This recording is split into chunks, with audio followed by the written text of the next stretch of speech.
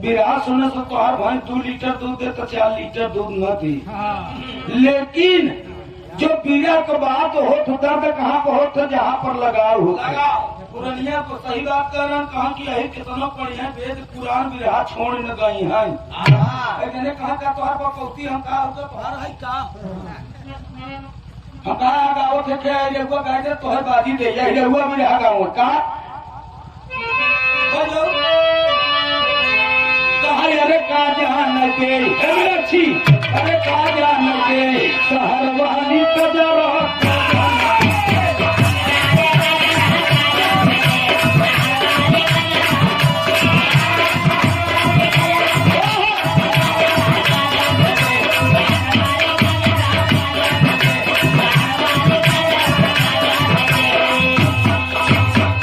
कहीं आन के बलहुआ के पूरी मिठाई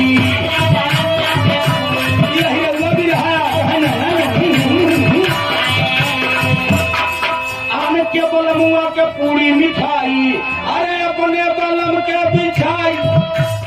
अपने बलम के भेवाई है गजरा का जान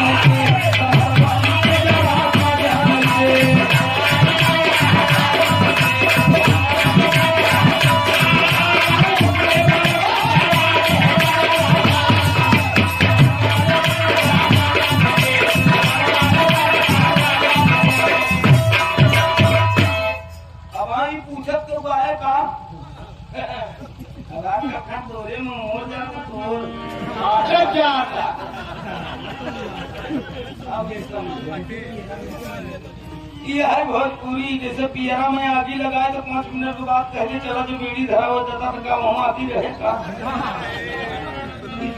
वह चलता है। एक लाइन और गाओ तो हमार साहेब का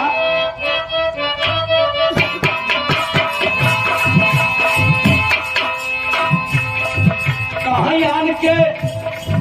के बलम के से सुता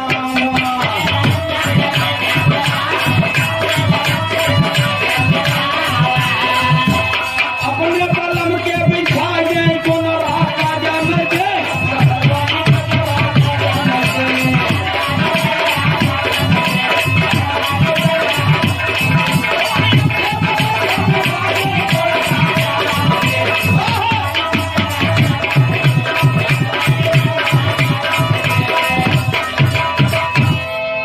गाने मंगोरी ना के ही गावत रहे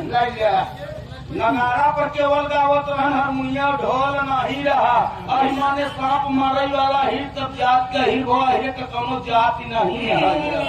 हाँ जन्म से मिले सुल्तान में कहा का है 1 नंबर जातन काम का 2 नंबर समझा था का तू कहा कैसे हम कहा लोन पर अगर इनके जहाज मिल जाते कल है बुक कर आई लेकिन इनका लोन नहीं हो तो बस ये समझ ले इनके पास धैर्य नहीं रहा तुरंत मास्टर साहब प्लस और माइनस तुरंत ही हेरे थी और जौने दिन इनके पास धैर्य हो जाए इनकी तो संसार में पाई काहे ये नहीं तो सतयुग में अवतार लेके विष्णु के आए न नहीं राम में आए न नहीं कन्हैया आए न नहीं सब आए हैं। इनसे बड़ा कोई है अही तो कोई जाति नहीं है। अहिमा ने सांप मारे वाला ही तब जात का हाँ अहिरे का लाठी केवल भाई साहब पृथ्वी भर सही पाएगा तो सही हो नहीं पाएगा। अब दादा हरम के पास पुरानी रखी हो जो पुरान बुढ़ाए हैं देखिए हाँ ये की नहीं तो आंखें उखी गायब हो जाए।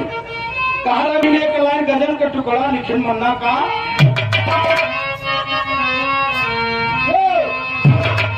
एक बात मोरी सजनी गठिया चुनरिया